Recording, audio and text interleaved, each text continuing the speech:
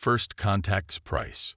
The quantum sensors aboard the ENS Defiant hummed silently as Commander Sarah Chen studied the holographic display floating above the bridge's central console. The massive Confederation warships hung in space before them like metallic predators, their crystalline hulls refracting starlight in ways that made Earth's most advanced vessel seem primitive by comparison.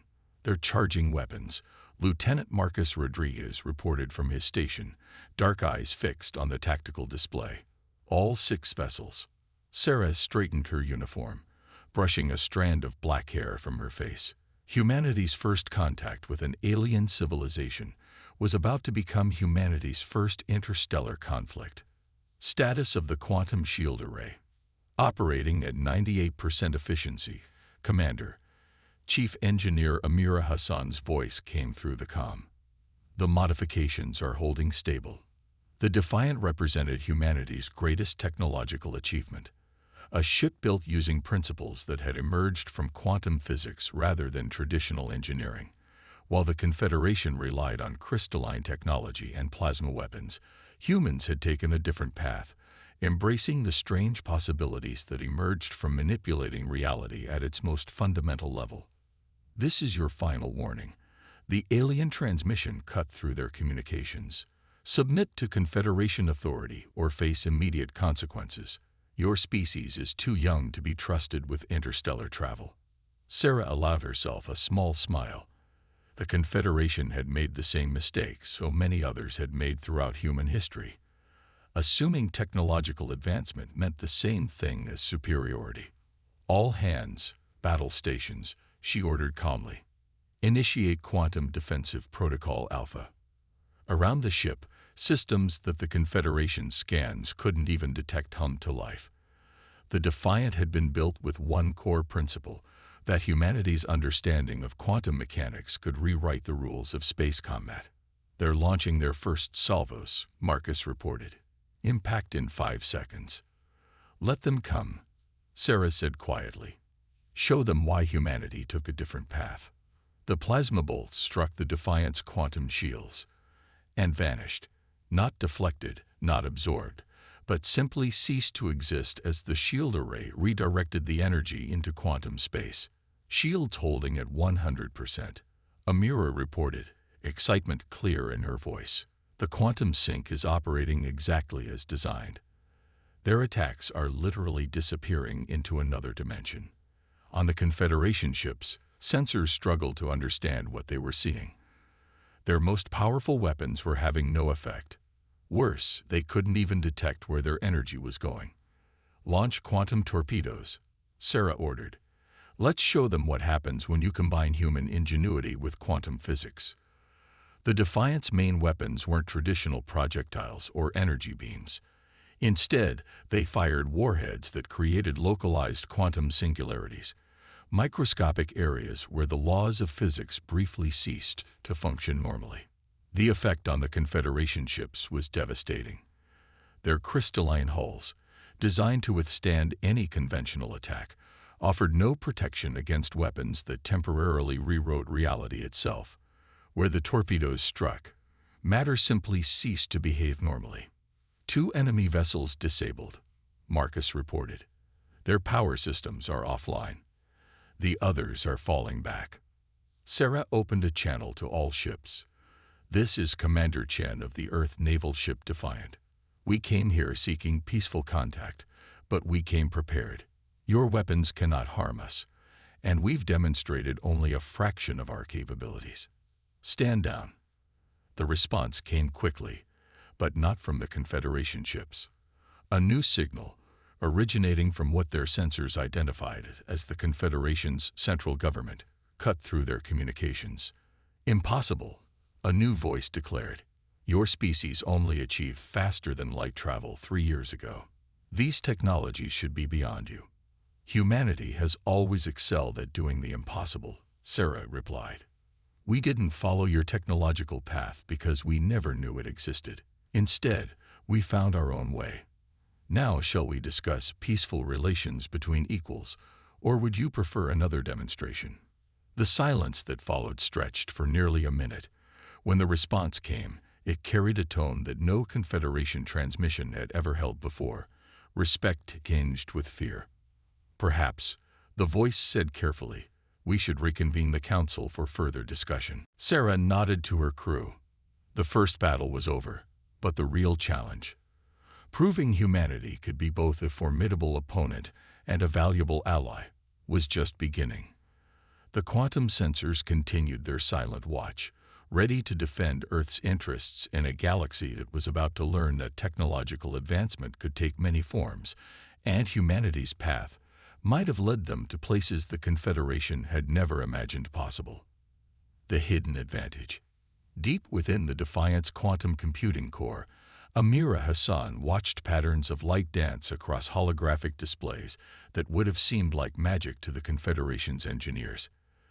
The ship's quantum processors didn't just compute. They tapped into parallel realities, solving problems by drawing answers from alternate versions of themselves. "The Confederation fleet is regrouping," Marcus reported over the comm. 17 vessels detected emerging from FTL at the edge of the system. Commander Chen's voice remained steady. "Amira, status of the quantum predictive matrix. Online and analyzing. Commander."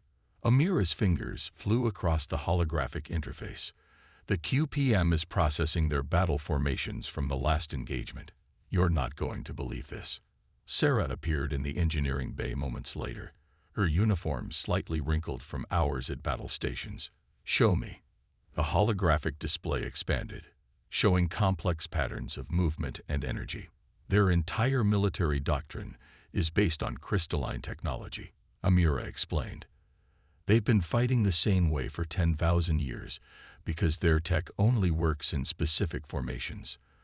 They literally can't adapt." Sarah studied the patterns. "And our quantum systems. That's the beauty of it." Amira highlighted several sections of data. "Quantum mechanics doesn't care about their rules. Every time they attack us, our systems learn and adapt. We're not just surviving their attacks. We're evolving." Above them, the quantum core pulsed with possibilities, each calculation spawning and consuming microscopic universes. The Confederation's rigid crystalline computers couldn't begin to comprehend the fluid nature of quantum computing. "Commander," Marcus's voice cut through their discussion. "The Confederation ships are moving into attack formation, but something's different." On the bridge, Sarah watched the enemy fleet split into 3 groups. "They're learning," she murmured. "Slowly, but they're learning." The first wave of Confederation ships launched their attack, crystalline energy beams lancing through space. But this time, they varied their frequencies, trying to overwhelm the Defiant's quantum shields. "Shields holding," Amira reported, "but they're being clever. Each beam is hitting us at a slightly different quantum frequency." Sarah allowed herself a small smile. "Good. Show them why that was a mistake." The Defiant's quantum shields didn't just protect the ship. They learned from every attack. As the Confederation beams struck, the quantum processors analyzed each frequency, each pattern, building an ever more complex understanding of crystalline technology. "Quantum analysis complete," Amira announced.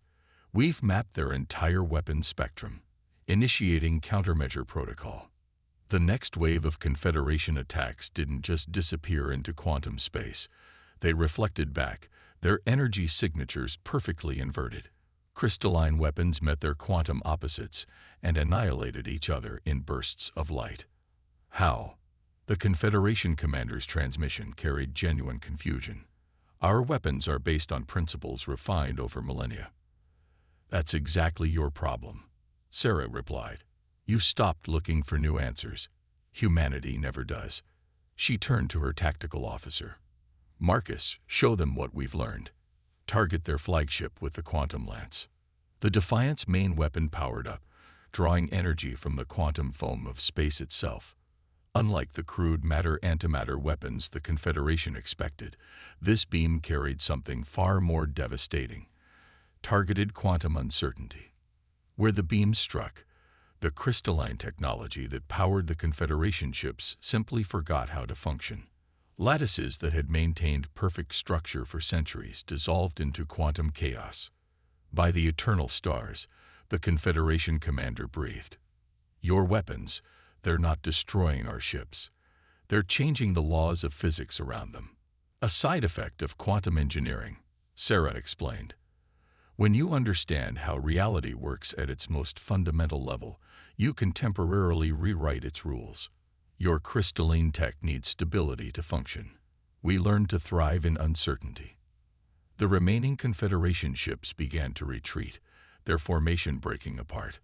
But Sarah knew this wasn't the end. The Confederation had ruled space for too long to accept defeat easily. Amira, she called down to engineering. How long until the quantum core can process their entire tactical database? Another hour, maybe less. Every attack they launch gives us more data. Their weakness is their consistency. 10,000 years of doing things the same way means we can predict everything they might try. Sarah nodded, watching the enemy ships vanish into FTL.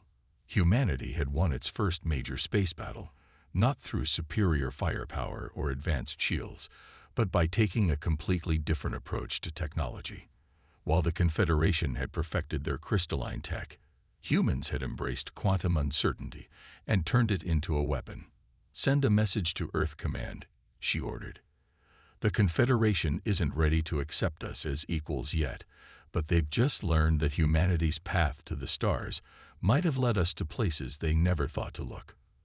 The quantum core pulsed beneath them, each calculation spinning off new possibilities, new ways to defend humanity's place among the stars.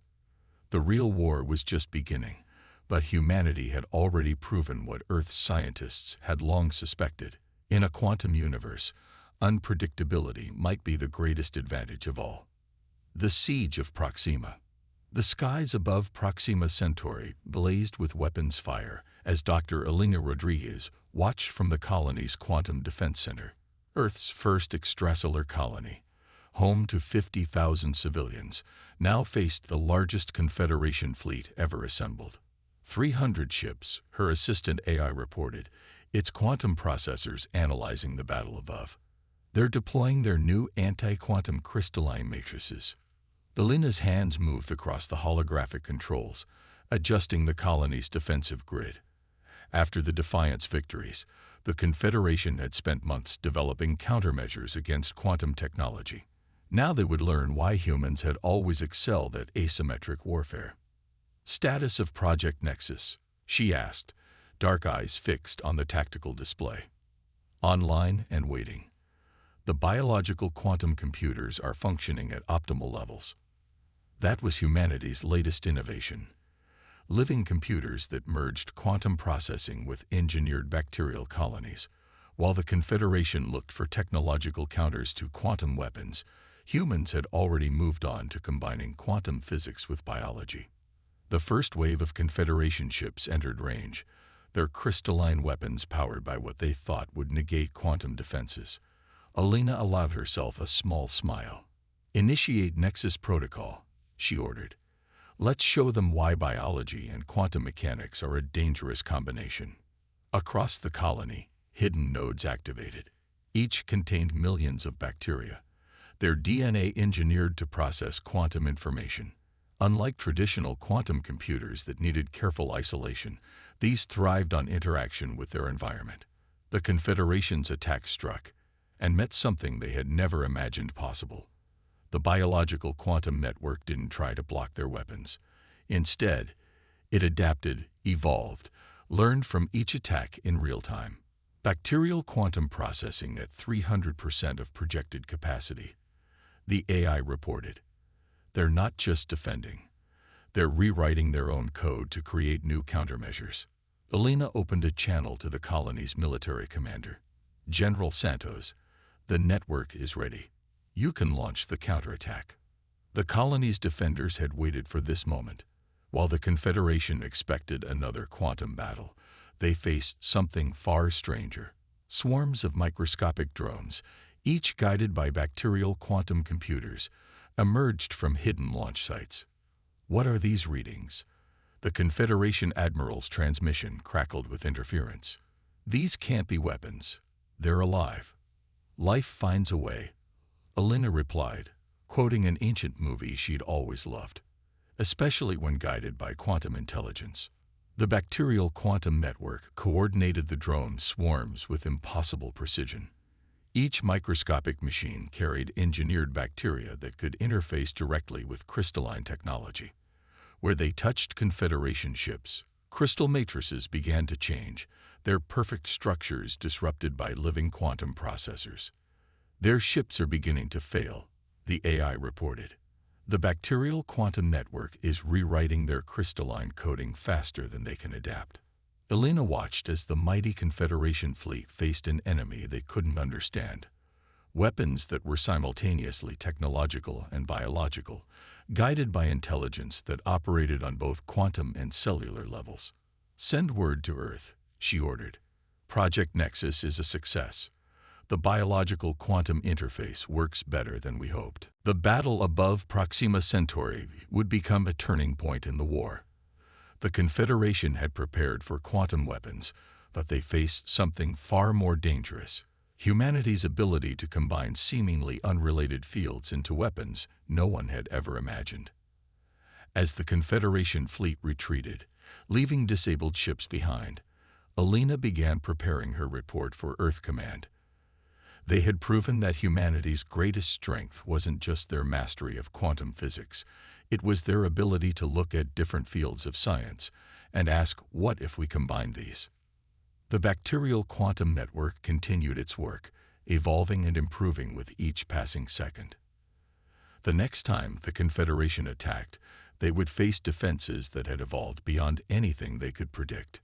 In her office overlooking the colony's main dome, Alina began drafting plans for the next phase. If bacteria could be engineered to process quantum information, what other combinations of biology and quantum physics waited to be discovered? The war had pushed humanity to innovate in ways they never expected, and Alina suspected they had only scratched the surface of what was possible when you refused to accept conventional limitations. Above the colony, stars twinkled in Proxima's red light, while inside the Quantum Defense Center, billions of bacteria processed quantum calculations, preparing for the next battle in humanity's fight for their place among those stars. The algorithm of victory. Deep within Earth's Quantum Defense Command, Dr. James Chen, no relation to Commander Sarah Chen of the Defiant, stood before the largest quantum AI ever created. Project Oracle filled an entire underground complex, combining traditional quantum processors with the new bacterial computing cores developed at Proxima. "Show me their history," he commanded. "All of it." The AI began processing 10,000 years of Confederation military records, records they didn't even know humans had obtained through the bacterial quantum infiltration of their ships. Every battle, every strategy, every decision made by Confederation commanders appeared in the holographic display. "Pattern recognition complete," Oracle announced. "Certainty level, 99.97%. The Confederation's entire military doctrine is based on exactly 7 basic strategies, repeated in varying combinations." James studied the patterns emerging from the data. 10,000 years of warfare, and they never developed new approaches. Correct. Their crystalline technology requires precise formations and specific tactical patterns. Deviation causes cascade failures in their systems. They don't just prefer these strategies, they're physically limited to them. Admiral Sarah Wong entered the command center, her uniform bearing the new insignia of Earth's combined defense forces. "Tell me you have something, Doctor." "The Confederation is massing for what our scouts say it is their largest offensive yet." James gestured at the holographic display. "Better than something, Admiral. We have everything. Every battle they've fought for 10,000 years. Every decision their commanders have made. And most importantly, everything they can't do." "Explain." "Their technology isn't just their strength, it's their prison. Crystalline systems require perfect order, perfect precision. They literally cannot improvise, cannot adapt. Their strategies aren't chosen, they're mandated by the limitations of their own technology." Admiral Wong's eyes widened as she understood. And we can predict them. Oracle has analyzed their entire military history. It can predict their strategies with near-perfect accuracy. But more importantly, it can identify exactly what they can't do. The gaps in their capabilities that their technology makes impossible for them to fill. The AI displayed a new set of simulations. Confederation fleet movements detected, it announced. Analyzing formation. Strategy identified. They're attempting Pattern 5, the stellar encirclement. James smiled. A strategy they've used 8,412 times in their recorded history. Always with the same variations, always with the same weaknesses. How long until they arrive? Wong asked. 48 hours at their current speed. But we don't need to wait. Oracle hasn't just analyzed their history. It's developed counters to every possible strategy they can use. Not just tactically, but psychologically. The Admiral studied the tactical display. What do you mean, psychologically? They've never lost a major war, Admiral. In 10,000 years, they've defeated every species they've encountered. Not because they're better, but because they've only faced enemies who tried to fight them on their own terms. We're about to show them something they've never seen. An enemy who knows exactly what they're going to do before they do it. Oracle's displays shifted, showing new patterns. Recommended counter-strategy prepared, the AI announced. Utilizing quantum biological hybrid chips and formations specifically designed to exploit Pattern 5's structural weaknesses. Predicted success rate, 94.3%. Admiral Wong nodded slowly. Send the data to the fleet. All ships are to begin practicing these counter formations immediately. Doctor, I want you and Oracle coordinating directly with our commanders during the battle. There's something else, James added. Something that might end this war before it escalates further. Oracle hasn't just learned how they fight. It's learned why they fight. Their entire society is built on the same principles as their technology. Order, precision, control. They're not trying to defeat us. They're trying to force us to become like them, Wong finished. To make us predictable. Exactly. And that's why they'll lose. Because humanity's greatest strength isn't our technology or our weapons. It's our ability to be unpredictable, to find solutions they can't even imagine exist. The quantum processors hummed as Oracle continued its analysis, combining historical data with real-time updates from the bacterial quantum networks now spread throughout Confederation space. In 48 hours, the largest fleet in Confederation history would arrive, expecting to face an enemy they could understand and predict. Instead, they would face an enemy who knew their every move, their every limitation, their every fear, an enemy who had turned 10,000 years of perfect order against them. The war was about to enter its final phase, and humanity's greatest weapon wouldn't be their quantum physics or their biological computers. It would be their understanding of their enemy's perfect, predictable mind. A new dawn. The space around Earth rippled as the largest Confederation fleet in history emerged from FTL. 1,000 ships, their crystalline hulls gleaming with power, arranged themselves in the perfect Pattern 5 formation that had won them countless victories over 10 millennia. In Earth's Quantum Defense Command, Dr. James Chen and Admiral Wong watched through Oracle's quantum-enhanced sensors. They've arrived exactly as predicted, Oracle announced. Formation matches historical Pattern 5 with 99.99% accuracy. The Admiral opened a channel to Earth's combined fleet. All ships execute Protocol Oracle. Exactly as practiced. Humanity's defenders moved with calculated precision. Not the rigid formations of the Confederation, but a fluid dance designed specifically to exploit the gaps their enemies couldn't see. Bacterial quantum computers coordinated their movements, while Oracle predicted each Confederation response before it happened. Incoming transmission, Oracle reported. The Confederation's Supreme Commander requests direct communication. On the main screen, a crystalline being appeared, its form perfectly symmetrical. You have arranged your forces in a pattern we do not recognize, it stated, confusion evident in its harmonically resonant voice. Admiral Wong stepped forward. "Supreme Commander, before you launch your attack, I suggest you consider something your kind has never faced before. An enemy who understands you better than you understand yourselves. Impossible. Our strategies have been perfected over 10,000 years." "Exactly," James interrupted. "Perfected. Unchanging. Predictable. Oracle, show them." The AI transmitted data directly to the Confederation fleet. Detailed analyses of every battle they had fought, every strategy they had used, every limitation their technology imposed upon them. Most importantly, it showed them the fatal flaw in Pattern 5 that they had never been able to see. "Your formation," James explained, "requires perfect symmetry. Your ships must maintain exact positions for your crystalline weapons to function. But that same precision creates gaps. Gaps that your technology physically prevents you from closing. On cue, Earth's fleet demonstrated, sliding into positions that the Confederation ships couldn't target without breaking their own formation. Positions that Oracle had identified by analyzing 10,000 years of warfare. You have." The Supreme Commander paused, its crystalline form flickering with what might have been emotion.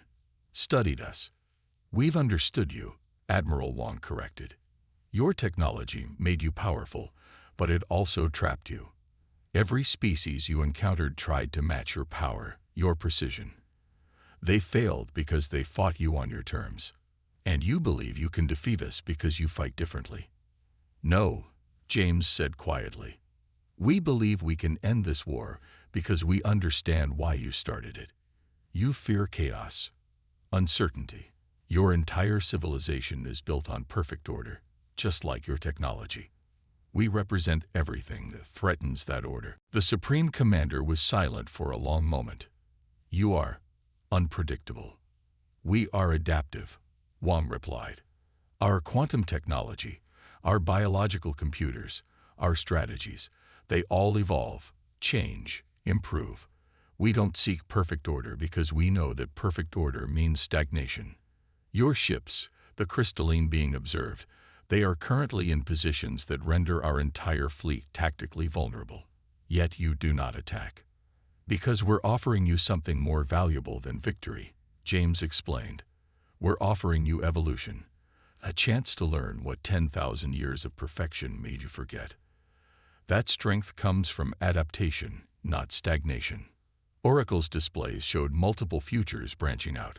Conflict, cooperation, destruction, growth. But one path glowed brighter than the others. "We propose an exchange," Admiral Wong said. "We'll help you understand how to break free from the limitations of your crystalline technology. In return, you'll help us understand how to build something that has eluded humanity. A lasting peace between different species." The Supreme Commander's form shifted, its perfect symmetry deliberately breaking for the first time in recorded Confederation history. "You would share your knowledge with an enemy. We would help fellow sentients grow beyond their limitations," James answered. "Because that's what humanity does best.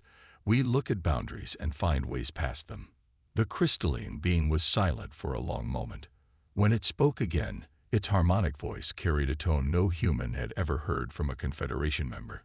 "Uncertainty. Perhaps," it said slowly, "there is wisdom in imperfection that we have forgotten." Above Earth, two fleets hung in space, one arranged in perfect, unchanging symmetry, the other in fluid, adaptive patterns. Between them stretched not just the void of space, but 10,000 years of different approaches to civilization. "We accept your proposal," the Supreme Commander announced. "Let us learn from each other's strengths." As the tension of imminent battle faded, James looked at the tactical display one last time.